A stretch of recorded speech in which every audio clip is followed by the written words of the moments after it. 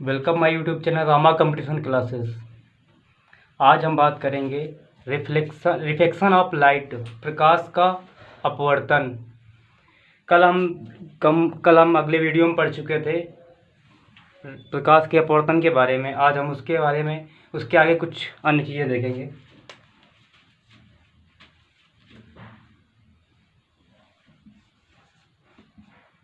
Reflection of light, reflection of light, प्रकाश का अपवर्तन।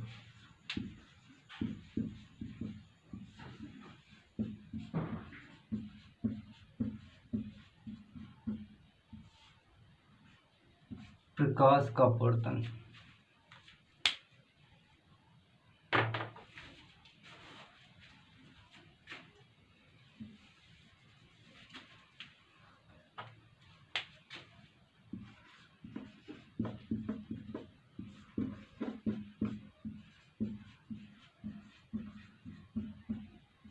प्रकाश का अपवर्तन। जब प्रकाश की किरण एक माध्यम से दूसरे माध्यम में जाती है तो डेंसर DENCER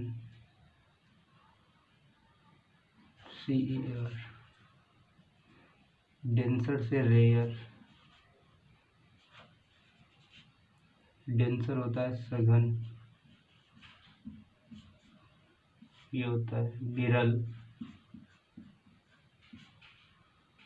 ये किरण आई।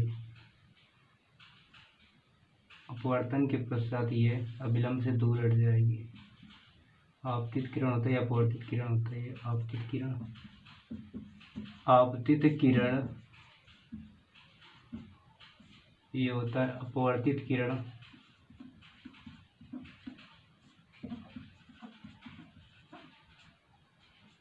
ये आई आपतन कोण, ये आर अपवर्तन कोण, ये होता है अभिलंब।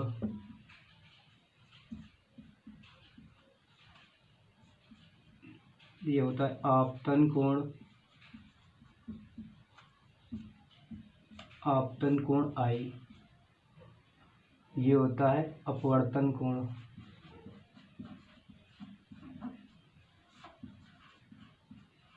अपवर्तन कोण आगे देखेंगे।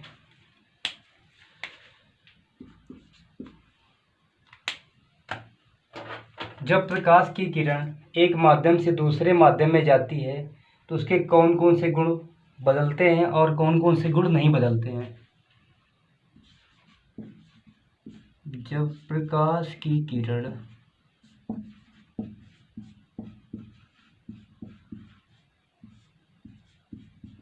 एक माध्यम से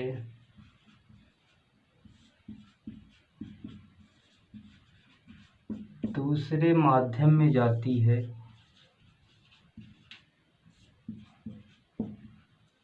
एक माध्यम से दूसरे माध्यम में जाती है तो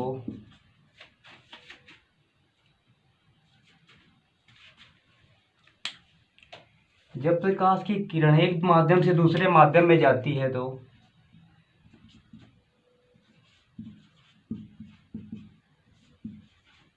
प्रकाश की आवृत्ति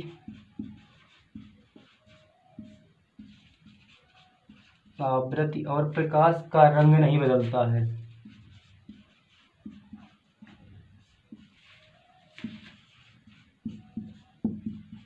प्रकाश का रंग नहीं बदलता है।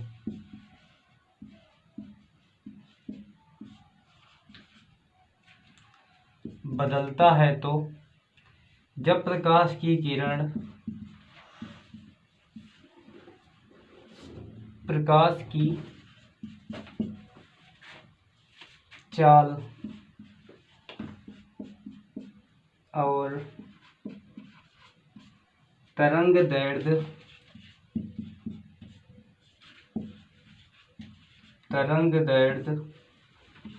लैम्डा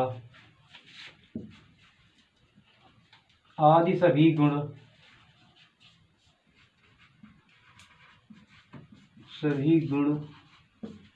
परिवर्तित हो जाते हैं।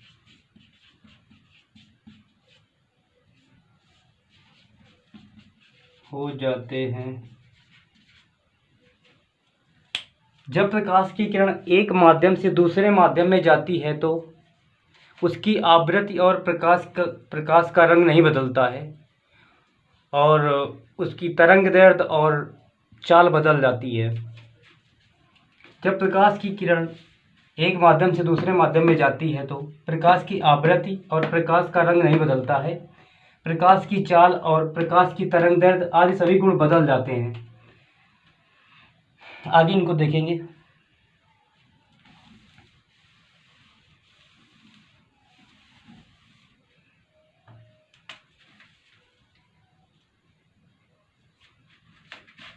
जब प्रकाश की किरण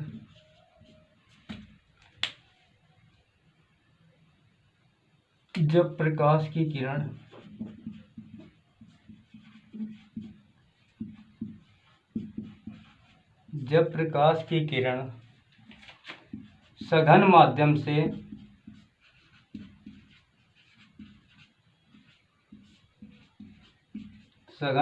से विरल माध्यम में जाती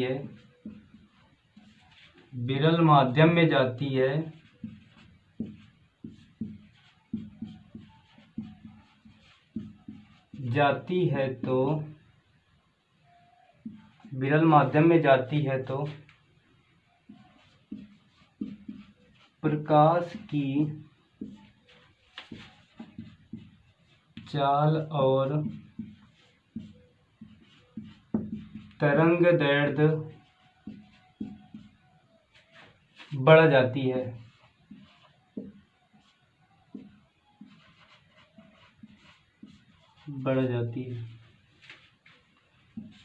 V बराबर होता है एफ लेमडा।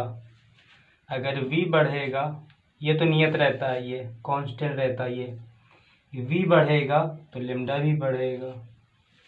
जब प्रकाश की किरण सघन माध्यम से विरल माध्यम में जाती है तो प्रकाश की चाल और तरंगदैर्ध्य बढ़ जाती है। V बराबर एफ लेमडा होता है, तो V बढ़ेगा तो ये लेमडा भी बढ़ जाएगा।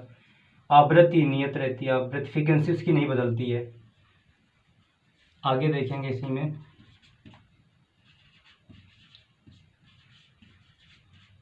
जब प्रकाश की किरण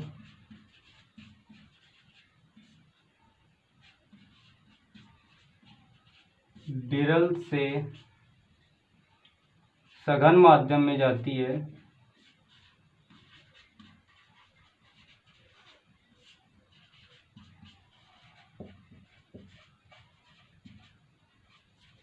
जब प्रकाश की किरण विरल माध्यम से सघन माध्यम में जाती है तो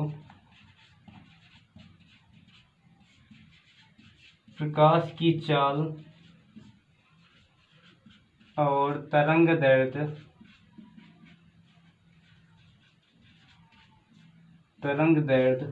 दोनों घट जाते हैं।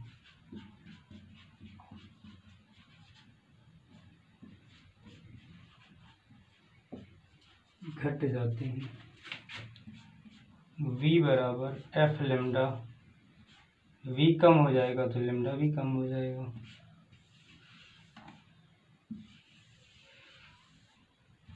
जब प्रकाश की किरण विरल माध्यम से सघन माध्यम में जाती है तो प्रकाश की चाल और तरंगें दोनों घट जाती हैं।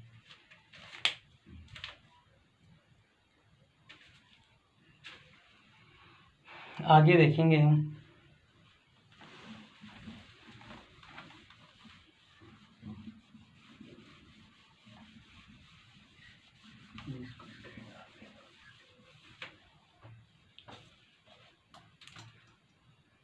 आगे देखें किसी माध्यम में प्रकाश की चाल क्या होती है। किसी माध्यम में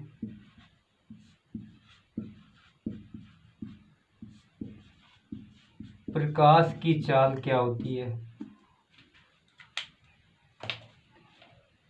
प्रकाश की चाल V बराबर होता है C/N। जहाँ C होता है निर्वात में प्रकाश की चाल,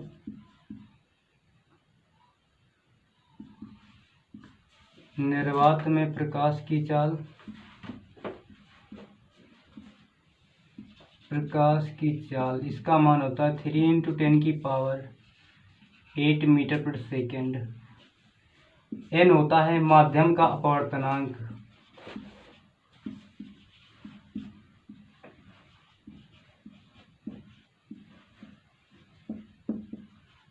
माध्यम का अपवर्तनांक जिस माध्यम में प्रकाश चलेगी उसका अपवर्तनांक। v बराबर होता है C/N।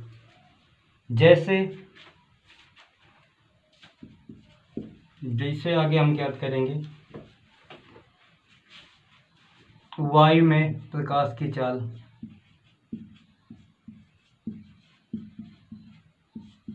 प्रकाश की चाल C, v बराबर होता है C/N। C का मान रख देंगे 3 × 10⁸ मीटर प्रति सेकेंड। इससे हम पहले वाले वीडियो में अपवर्तनांक के बारे में चर्चा कर चुके हैं कि वायु का अपवर्तनांक कितना होता है, जल का अपवर्तनांक कितना होता है, कांच का अपवर्तनांक कितना होता है, हीरे का अपवर्तनांक कितना होता है। यहाँ पे वैल्यू रख देंगे। तो यहाँ पे वायु का अपवर्तनांक होता है v बराबर 3 × 10⁸ बटे 1003। इसको काटेंगे तो ये समथिंग आ जाएगा, ये इसको समथिंग एक ही मान लिया जाता है। ये आ जाएगा 3 × 10⁸ मीटर प्रति सेकंड। ये आ गया वायु में प्रकाश की चाल आ गई। इसी प्रकार से आगे हम ज्ञात करेंगे जल में प्रकाश की चाल। जल में प्रकाश की चाल v बराबर C/N 3 × 10⁸ मीटर प्रति सेकेंड। अब देखेंगे जल का अपवर्तनांक क्या होता है। जल का अपवर्तनांक 1.33, या हम इसी को लिख सकते हैं 4/3। इसी को लिख सकते हैं 1.33 को 4/3। अब 3 ऊपर चला जाएगा, 3 × 3 × 10⁸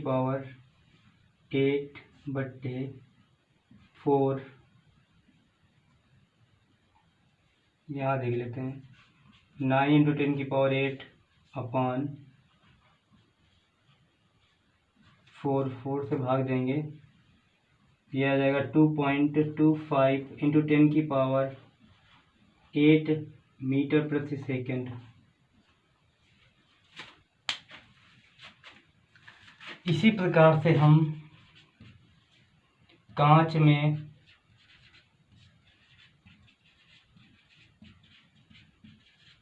प्रकाश की चाल v बराबर C/N।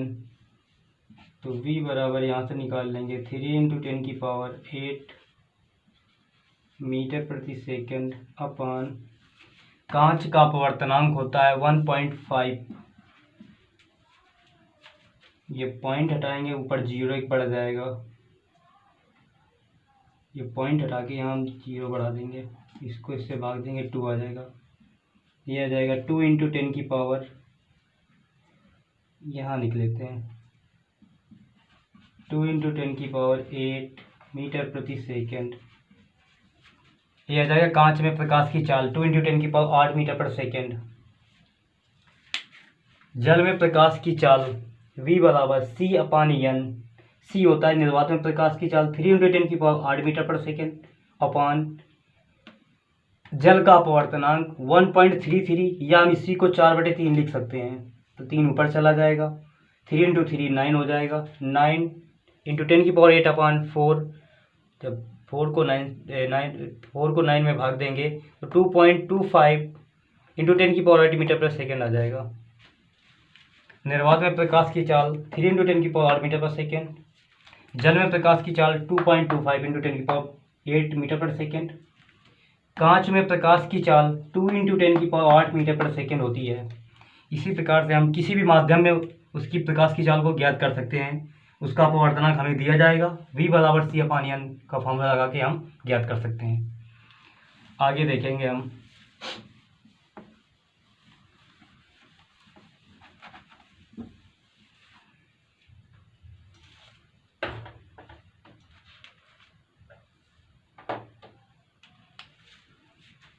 आगे देखेंगे निर्वात में प्रकाश की चाल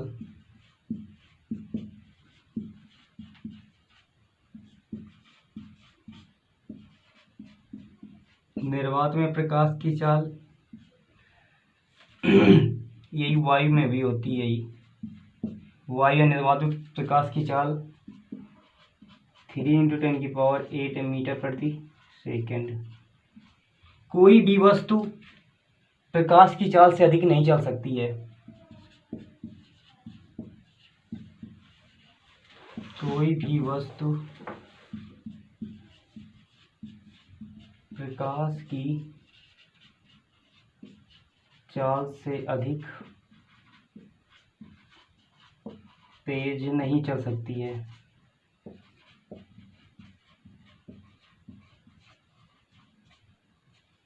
प्रकाश सभी प्रकार के माध्यमों में चल सकता है। प्रकाश सबसे अधिक निर्वात में चलता है, निर्वात या वायु में, फिर द्रव या जल में, जल या द्रव में, फिर होती है ठोसों में। ये होती है स्पीड। आगे देखेंगे।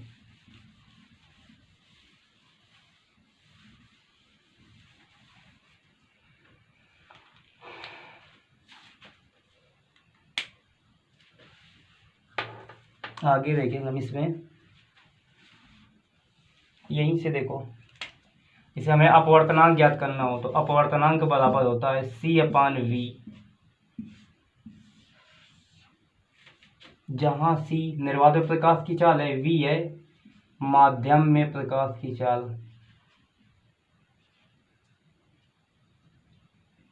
v है माध्यम में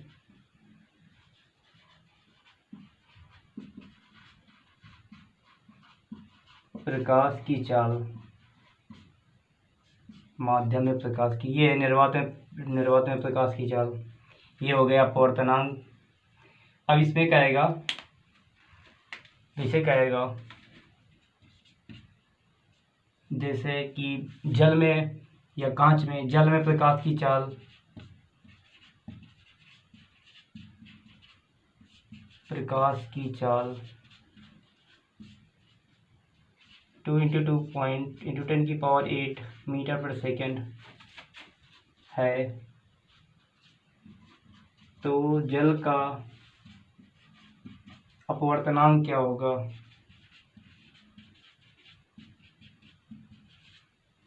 अपवर्तनांक क्या होगा?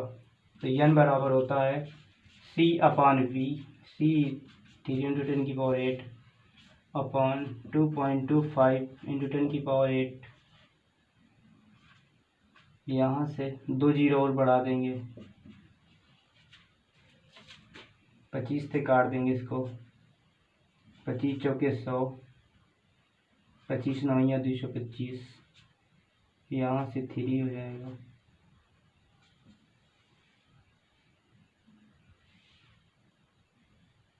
इससे ये कट जाएगा तो जल का अपवर्तनांक आ जाएगा 4/3। 4/3 को हम लिख सकते हैं 1.33।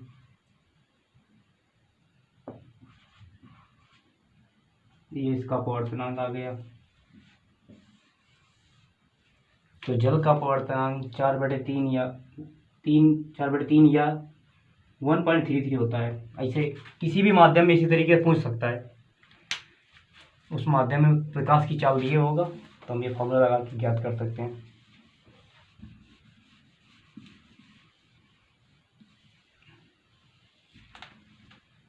आगे जैसे बोला, आगे हम देखेंगे इसी में। अब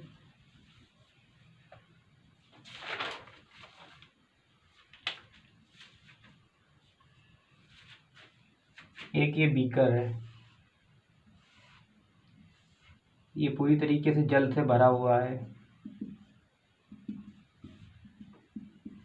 यहाँ पे एक सिक्का पड़ा हुआ है, सिक्का है। इसको ऊपर से देखने पर ये कुछ यहाँ पे दिखाई देगा।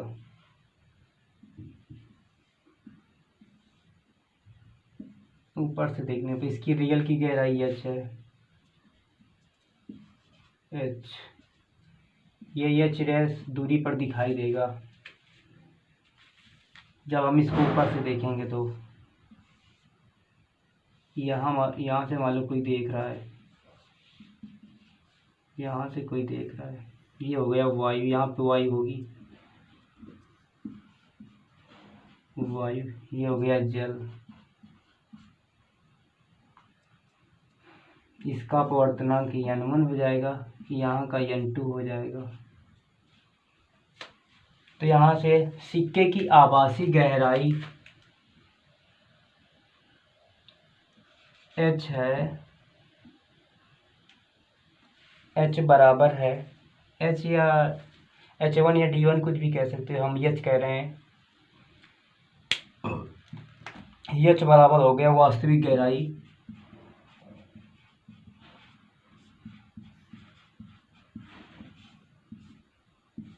h डैश हो गया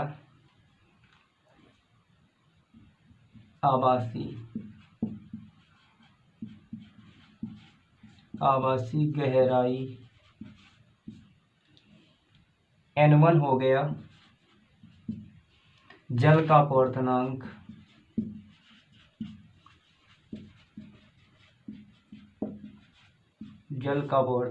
या जहाँ पर वस्तु रखी है वहाँ का अपवर्तनांक,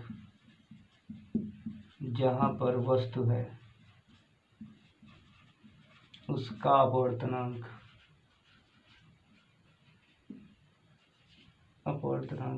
यहाँ जल तो जली को बोल देंगे। n2 हो जाएगा वायु का अपवर्तनांक,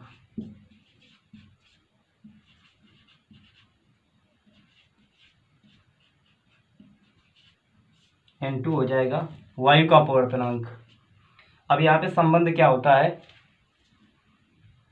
h/h डैश बराबर होता है h/h डैश वास्तविक गहराई बटे आभासी गहराई बराबर होता है n1/n2। n1 क्या होता है यहाँ पे हम देख चुके हैं, जल का अपवर्तनांक बटे n2 वायु का अपवर्तनांक। अब यहाँ से हम इसकी आभासी गहराई निकाल सकते हैं। तो h डैश बराबर हो जाएगा h/n2/n1। यहाँ से आभासी गहराई निकाल सकते हैं।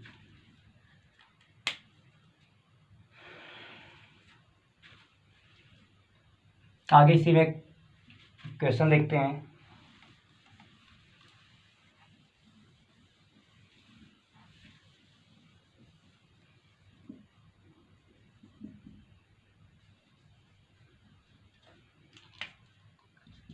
एक सिक्का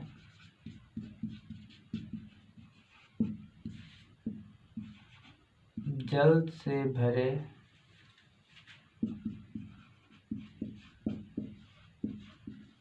बीकर में 10 मीटर गहराई पर है।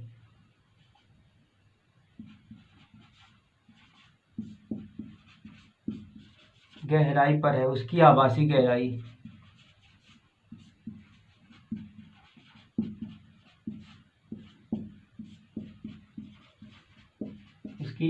गहराई ज्ञात करना है। हमें h डैश का मान ज्ञात करना है। यहाँ से h डैश बराबर हो जाएगा n2h/n1।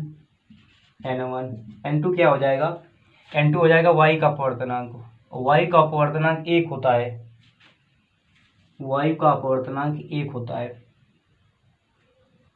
जल का अपवर्तनांक 1.3 3 या 4/3 इसको कह सकते हैं, इसका 1 होता है।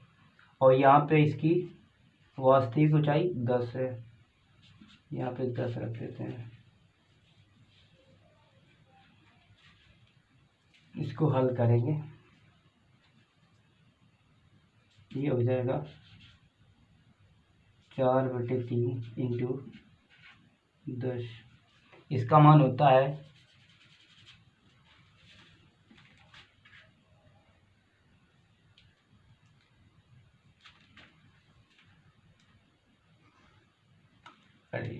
'गलत हो गया, फॉल्ट हो गई, सॉरी। यहाँ पे देखेंगे दोबारा।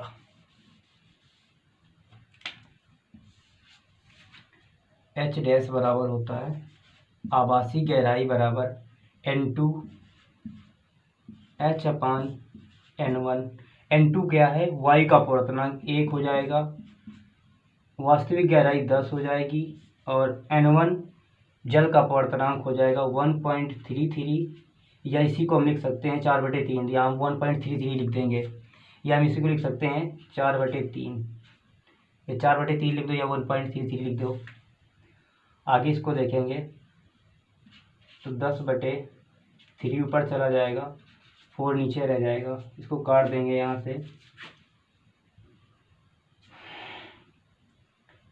5 2 आ जाएगा। यहाँ पे काटेंगे 15/2, इसका मान आ जाएगा 7.5 मीटर। ये आ जाएगी आभासी गहराई एच डैश का मान।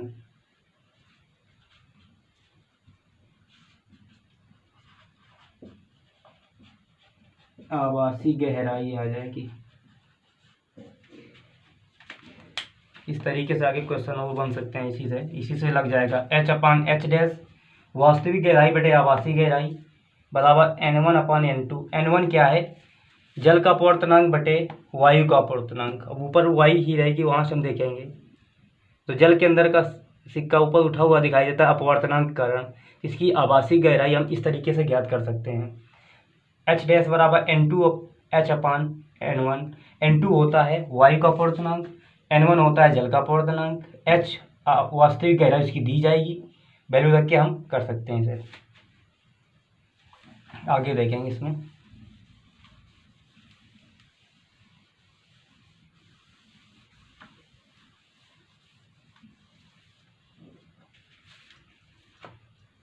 आगे हम पढ़ेंगे अब पूर्णांतरिक परावर्तन।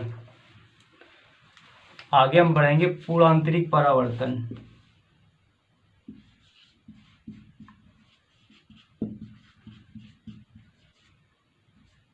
पूर्णांतरिक परावर्तन।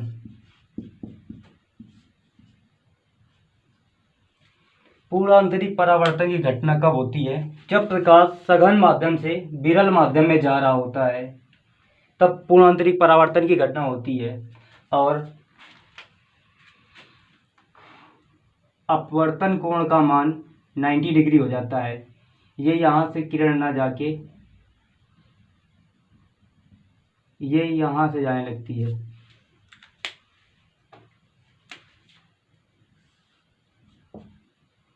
ये एंगल 90 डिग्री हो जाता है, आर का मान। पूर्णांतरिक परावर्तन की घटना जब प्रकाश की किरण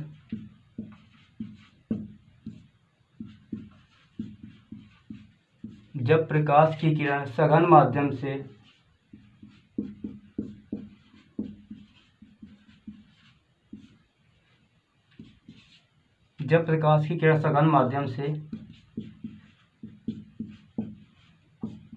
विरल माध्यम में जाती है। जब प्रकाश की किरण सघन माध्यम से विरल माध्यम में जाती है तभी पूर्णांतरिक परावर्तन की घटना होती है। और दूसरा नंबर पॉइंट होता है जब अपवर्तन कोण का मान 90 डिग्री हो जाता है।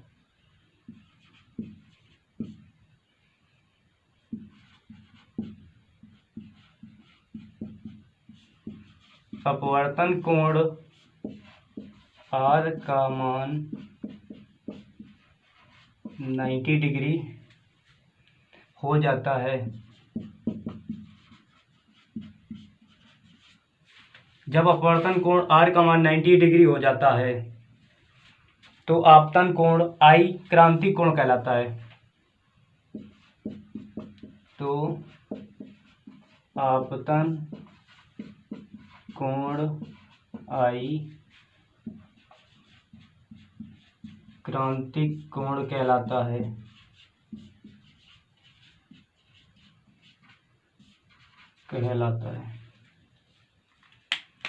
अब ये यहाँ से ना आके किरण यूं आने लगती है, यूं, ये कोण क्रांतिक कोण कहने लगता है। अब इसी में देखेंगे क्रांतिक कोण क्या होता है। जब आपतन कोण का मान क्रांतिक कोण से अधिक हो जाता है तो पूर्ण आंतरिक परावर्तन की घटना होती है। जब आपतन कोण का मान क्रांतिक कोण से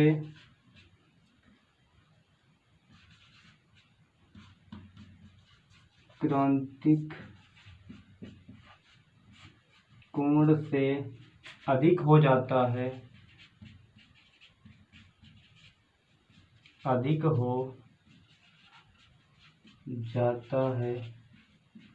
तब पूर्ण आंतरिक परावर्तन की घटना होती है।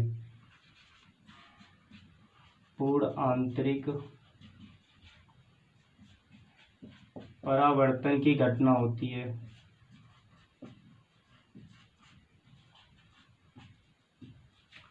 देखेंगे पूर्ण आंतरिक परावर्तन क्या होता है। जब प्रकाश सघन माध्यम से विरल माध्यम में जा रहा हो और अपवर्तन कोण का मान 90 डिग्री हो तब पूर्ण आंतरिक परावर्तन कहते हैं। इसमें आपतन कोण I को क्रांतिक कोण कहा जाता है। जब आपतन कोण का मान क्रांतिक कोण से अधिक हो जाता है तो पूर्ण आंतरिक परावर्तन होता है, तभी पूर्ण आंतरिक परावर्तन की घटना होती है। अब इससे हम कुछ उदाहरण देखेंगे। पूर्ण आंतरिक परावर्तन की घटना कहाँ कहाँ होती है, इसके हम कुछ उदाहरण देखेंगे।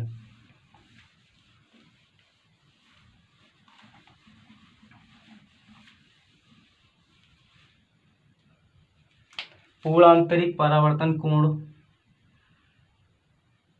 C बराबर होता है 1/sin।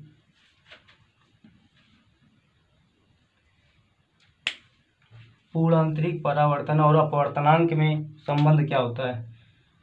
क्रांतिक कोण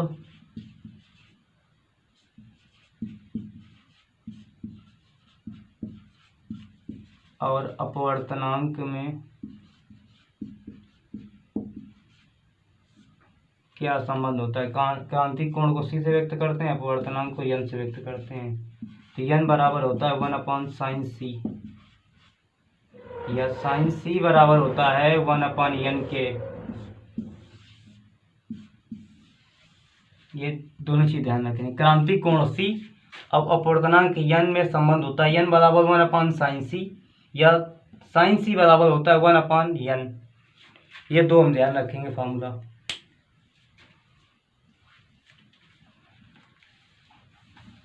आगे अपवर्तनांक के उदाहरण। पूर्ण आंतरिक परावर्तन की घटना कहाँ कहाँ होती है, उदाहरण देखेंगे। हीरे का चमकना,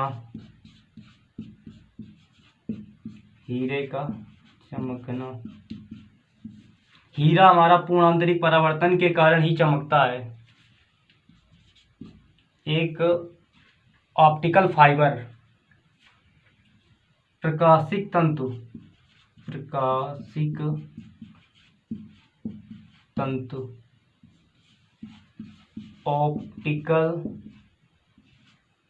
ऑप्टिकल फाइबर,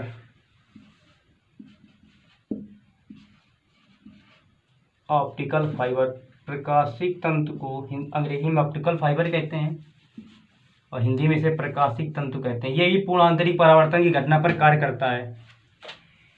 इसके जनक नरेंद्र कपाणी को कहते हैं।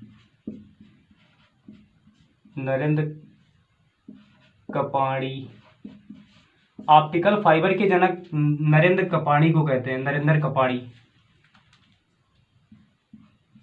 आगे इसी में हो जाएगा रेगिस्तान की मरीचिका।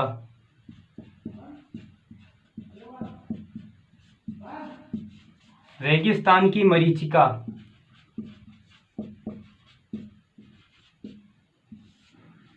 या तृष्णा इसे भी कहते हैं, मृग मरीचिका। मृग मरीचिका। रेगिस्तान की मरीचिका या मृग मरीचिका, जब रेगिस्तान में हिरण वगैरह या कोई पशु दूर देखता है तो उसे पानी का एहसास दिखाई देता है, या जैसे कोई पेड़ है, पेड़ की परछाई उसे दिखाई देगी रेत में, तो वो समझता है कि वहाँ पानी भरा हुआ है। इसे रेगिस्तान की मरीचिका कहते हैं। अगला इसी में है एंडोस्कोप।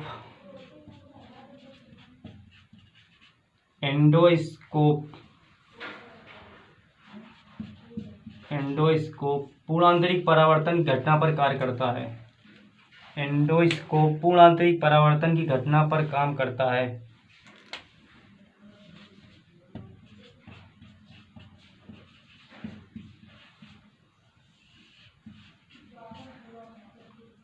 एंडोस्कोप जल के अंदर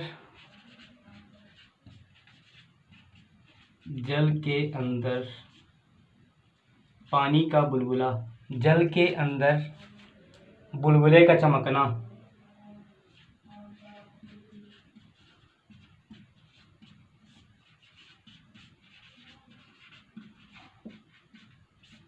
जल के अंदर पानी के बुलबुले का चमकना। आगे देखेंगे कांच का बीच से टूट जाना, कांच में दरार का चमकना।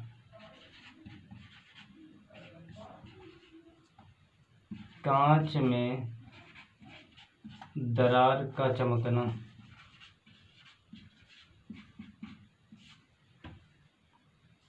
आगे इसी में देखेंगे जल से भरी पलक नली का चमकना।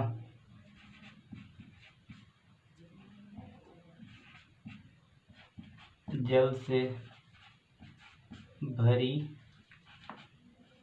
परख नली। जल से भरी परख नली का चमकना। आदि ये घटनाएं पूर्ण आंतरिक परावर्तन पर काम करती हैं। हीरे का चमकना, हीरा पूर्ण आंतरिक परावर्तन के कारण चमकता है। प्रकाशिक तंतु ऑप्टिकल फाइबर, ये भी पूर्ण आंतरिक परावर्तन की घटना पर काम करती है। ऑप्टिकल फाइबर के जनक नरेंद्र कपाणी को कहते हैं। रेगिस्तान की मरीचिका या तृष्णा का बनना ही पूर्ण आंतरिक परावर्तन घटना पर आधारित है। एंडोस्कोप ये भी पूर्ण आंतरिक परावर्तन घटना पर काम करता है। जल के अंदर बुलबुले का चमकना पूर्ण आंतरिक परावर्तन घटना पर काम करता है। कांच के अंदर दरार का चमकना, जैसे कांच है उसके अंदर दरार आ जाए वो चमकेगी, पूर्ण आंतरिक परावर्तन की घटना के कारण होती है। जल से भरी परख नली का चमकना भी पूर्ण आंतरिक परावर्तन घटना पर होता है। अब देखेंगे इसके आगे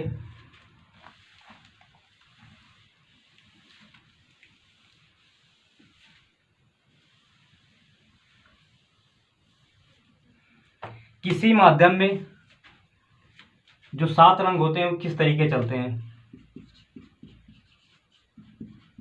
किसी भी माध्यम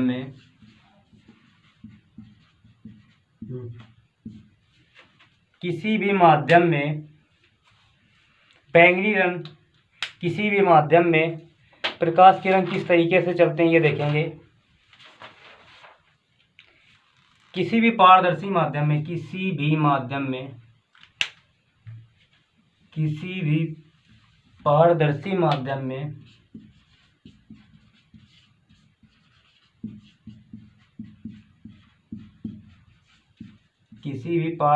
माध्यम में सबसे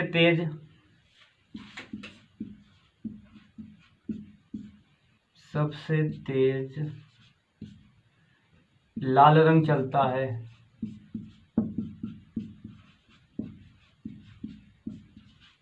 किसी भी माध्यम में, किसी भी पारदर्शी माध्यम में सबसे तेज लाल रंग चलता है और सबसे धीमे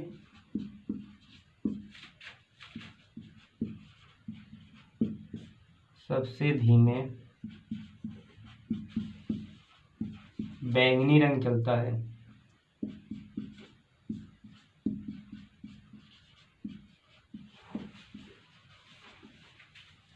किसी भी पारदर्शी माध्यम में सबसे तेज लाल रंग चलता है और सबसे धीमे बैंगनी रंग चलता है। निर्वात में सभी रंग एक समान गति से चलते हैं।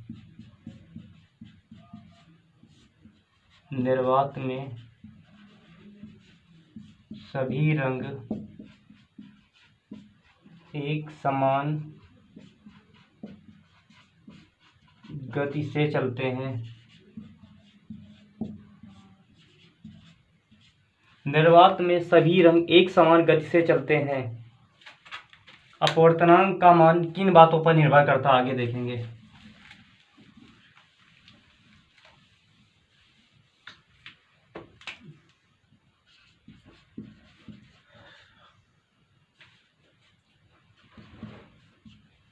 अपवर्तनांक का मान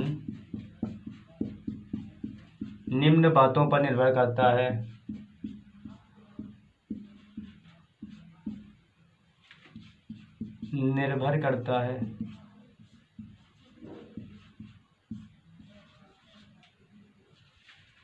नंबर 1, अपवर्तनांक का मान माध्यम के पदार्थ पर निर्भर करता है। माध्यम पर निर्भर करता है। अपवर्तनांक का मान माध्यम पर निर्भर करता है।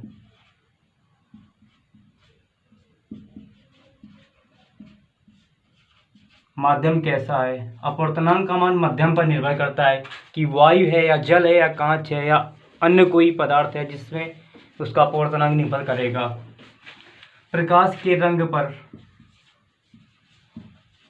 अपवर्तनांक का मान प्रकाश के रंग पर निर्भर करता है।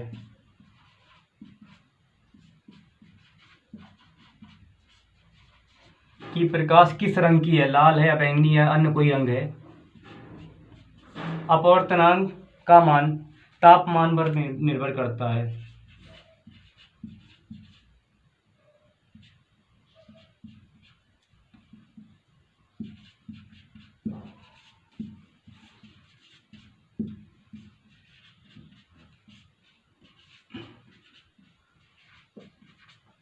तापमान पर निर्भर करता है।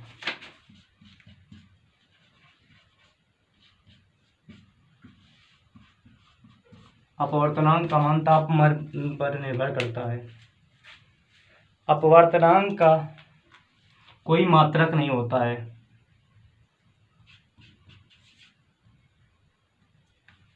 इसको इसे लिख लेंगे।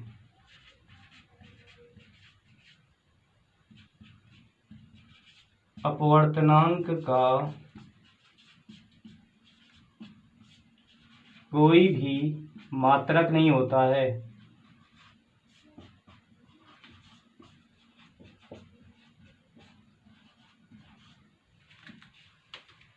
अपवर्तनांक का माध्यम के पदार्थ पर निर्भर करता है। प्रकाश के रंग पर निर्भर करता है। अपवर्तनांक का मान तापमान पर निर्भर करता है। अपवर्तनांक का कोई मात्रक नहीं होता है। आज के लिए इतना रखते हैं।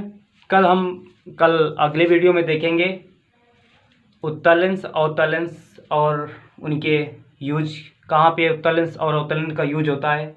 इसके बाद उसी में हम पढ़ेंगे उसमें प्रतिबिंब कैसे कहाँ बनता है। इसके बाद उसी में पढ़ेंगे फोकस दूरी, वस्तु की दूरी और प्रतिबिंब की दूरी में संबंध, लेंस की क्षमता और आवर्धन क्षमता। Thank you for watching my video. Please like, subscribe and share my YouTube channel.